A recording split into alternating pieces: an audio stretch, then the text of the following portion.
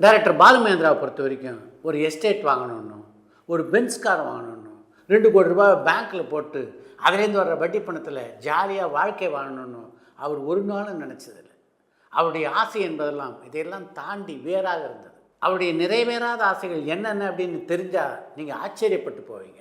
ஈரானிய படங்களையும் ஜப்பான் படங்களையும் நம்ம வாயை திறந்துக்கிட்டு பார்த்து ரசிக்கிறோம்ல, அது மாதிரி ஈரானியர்களும் ஜப்பானியர்களும் நம்முடைய தமிழ் படங்களை பார்த்து ரசிக்க வேண்டும் அப்படின்றது அவருடைய பிரதான ஆசையாக இருந்தது. பல முக்கியமான படங்களை பாதுகாக்கவும் அரிய படங்களுடைய இழப்பை தவிர்ப்பதற்கும் ஒரு ஆவண காப்பகம் உருவாக்கப்பட வேண்டும் என்பது அவருடைய 2வது ஆசையாக இருந்தது. 3வது ஆசை தான் மிக முக்கியமான ஆசை. இன்றைக்கு கூட தமிழக அரசு நினைத்தால் அந்த ஆசையை நிறைவேற்றலாம். தாதா சாஹேப் பால்கேவுடைய பெயரிலே மத்திய அரசால் விருது வழங்கப்படுவதைப் போல இங்கே தமிழ்நாட்டு சினிமாவுடைய பிதாமகனான நடராஜ முதலியாருடைய பெயரிலே ஒரு விருது வழங்கப்பட வேண்டும் என்று பாலுமகேந்திரா பெரிதும் விரும்பினார். பாலுமகேந்திராவுடைய இந்த 3 ஆசைகளுமே அவர் மறையும் வரை நிறைவேறவில்லை என்பதுதான் மிகப்பெரிய சோகம்.